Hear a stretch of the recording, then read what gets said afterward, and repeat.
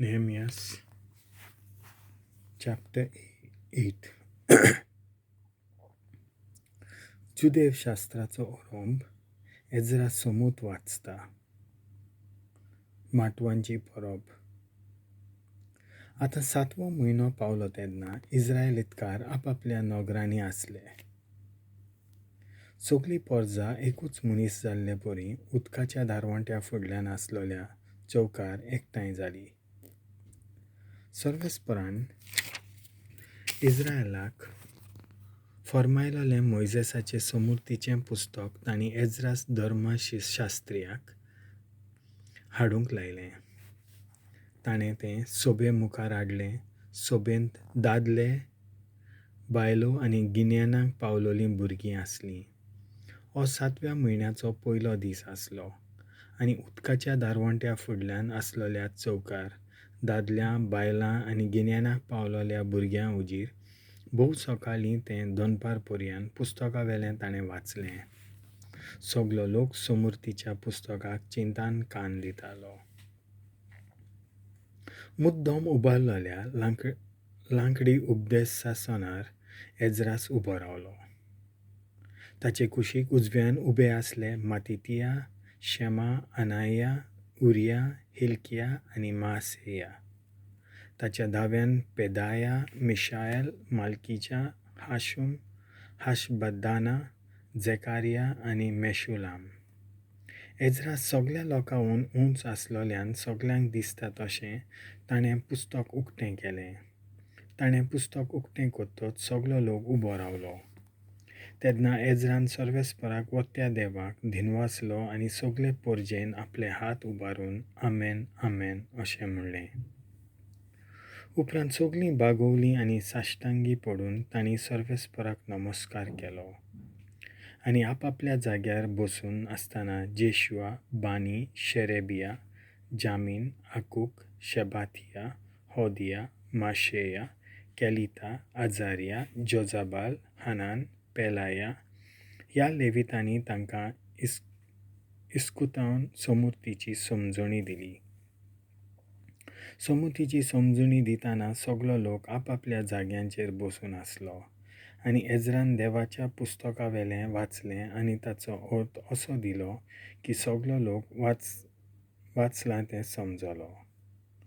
तेन्ना भोव श्रेश्ठ नेहेमियास आनी याज्ञीक आनी धर्मशास्त्री एजरा आनी लोकांक शिकोवन दिताले ते लेवीत हांणी आख्खे परजेक सांगलें.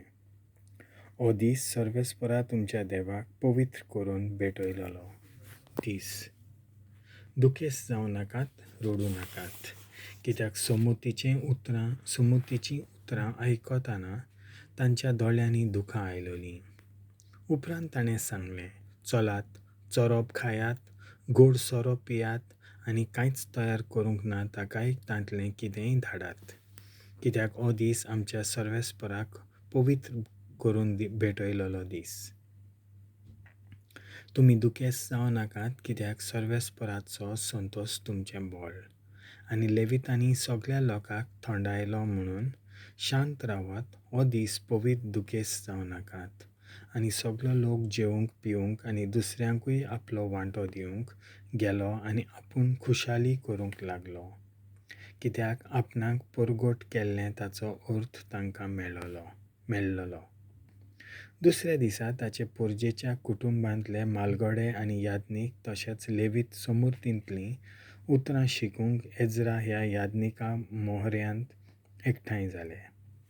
समृद्धींत अशें बरयलोलें तांकां मेळ्ळें की सर्वेस्परान मोइजेसाक आज्ञा दिल्ल्यो त्या प्रमाणें इस्रायल परजेन 7व्या म्हयन्याच्या उत्सवा दिसांनी माटवांनी रावचें. म्हणटच तांणी सगल्या शारांनी आनी जेरुसलेमांत अशें परगट करूंक जाय म्हूण हें तातूंत सांगलोलें.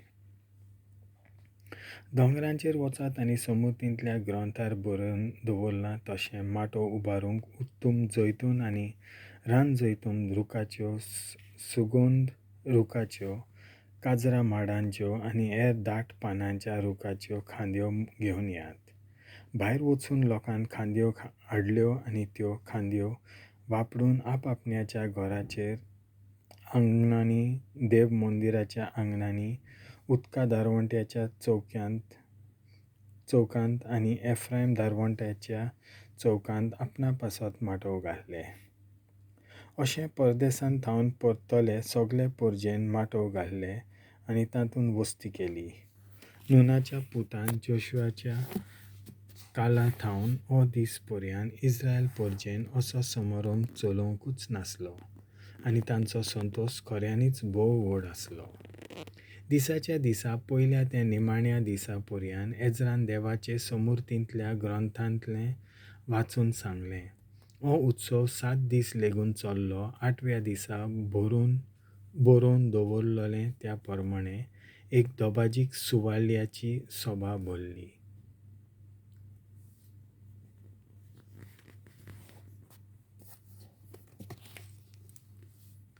देवाचें उतर हें